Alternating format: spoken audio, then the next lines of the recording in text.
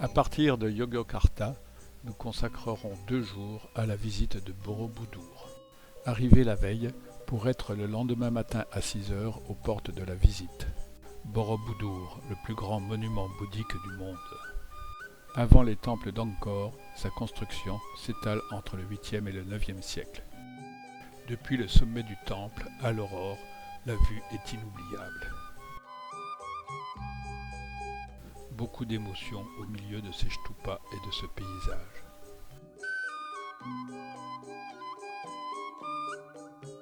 Ni temple ni sanctuaire, c'est un mandala de pierre destiné à favoriser l'ascension spirituelle.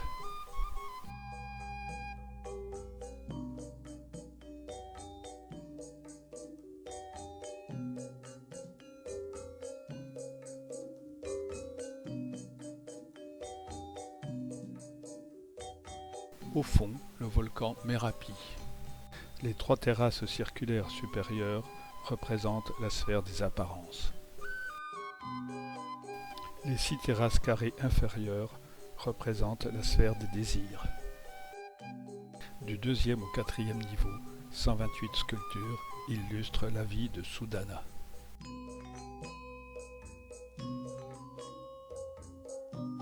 Au premier niveau, les sculptures racontent la vie du Bouddha ainsi que ses vies précédentes.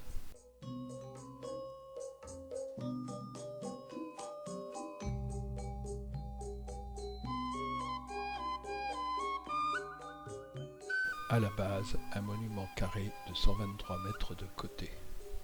Très vite, une grande foule d'écoliers envahit le site.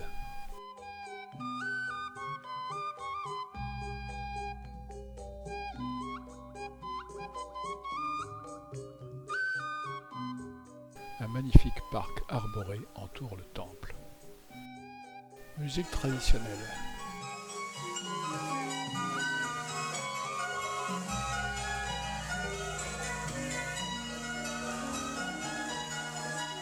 Après une telle visite, les massages sont les bienvenus. Un nombre impressionnant de boutiques à la sortie du temple. À Prambanan, une myriade de temples hindous et quelques temples bouddhiques constellent la campagne. Ces temples hindous, en forme d'épi de maïs, symbolisent la silhouette du mont Meru. Construit au IXe siècle, l'hindouisme vainqueur, Vishnu renversa le Bouddha. Le temple de Nandi parmi les 6 principaux. À l'intérieur, le taureau Nandi. Brahma dans son temple, toujours représenté avec 3 têtes. Le plus grand et le plus important est le temple de Shiva. Dans la chapelle principale, la statue de Shiva. Dans les chapelles inférieures, une belle statue de Ganesh. Durga, l'épouse de Shiva. Agastya, ventru et barbu, est une incarnation de Shiva en professeur divin. Bas-relief autour du temple de Shiva.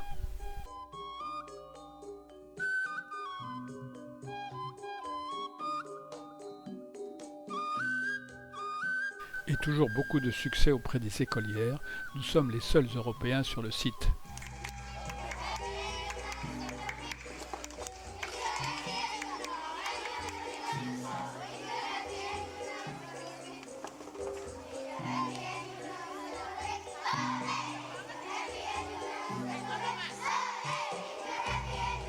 Le temple de Vishnu, le sauveur à 4 bras. Les bas-reliefs racontent l'épopée du Mahabharata. Les 6 temples majeurs sont inscrits dans un carré. Plus loin, dans un magnifique parc arboré, le temple de Lumbung. Au fond du parc, le temple bouddhique Sewu. Construit en 850, il a été fortement dégradé par les nombreux séismes.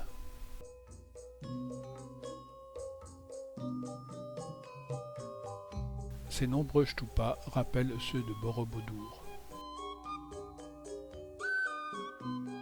Toutes ces rénovations sont récentes ou en cours et s'inscrivent dans un magnifique parc arboré.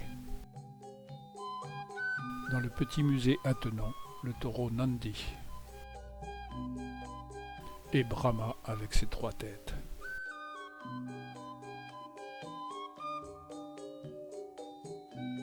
Retour à Yogyakarta avant de prendre le train pour aller visiter les volcans à l'est de Java.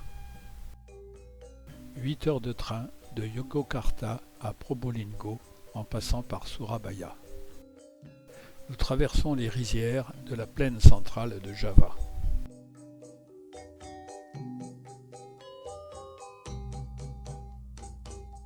Traversée de Surabaya avant de rejoindre Probolinggo. Nous pensions visiter le volcan Bromo, mais les transports s'avérèrent beaucoup trop compliqués. On préféra profiter d'une organisation de 2 jours pour la visite du volcan Ijen. Depuis Banyuwangi, 1 heure de voiture pour arriver au camp de base Paltuding. Depuis le camp de base, dans la nuit, 800 mètres à monter sur un chemin très pentu. Arrivé au bord du cratère, premier spectacle étonnant de ces flammes de soufre au fond. Belle récompense après cet effort. Puis 45 minutes pour descendre au fond du cratère. Compte tenu des vapeurs de soufre, le masque est indispensable. Des veines de soufre crachent ce gaz suffocant. Et nous découvrons le travail harassant des mineurs. À la barre à mine, ils arrachent des blocs de soufre et remplissent leur panier pour la remontée. Avec l'aurore, on découvre le lac.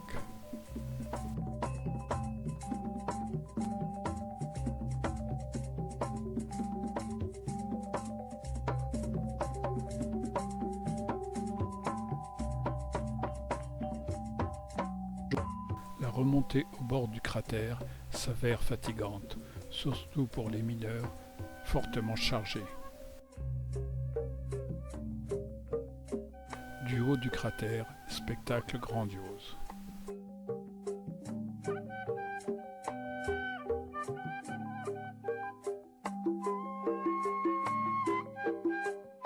Le Kawa Ijen, 2886 mètres. Lever du jour, beaucoup d'émotions devant ces paysages.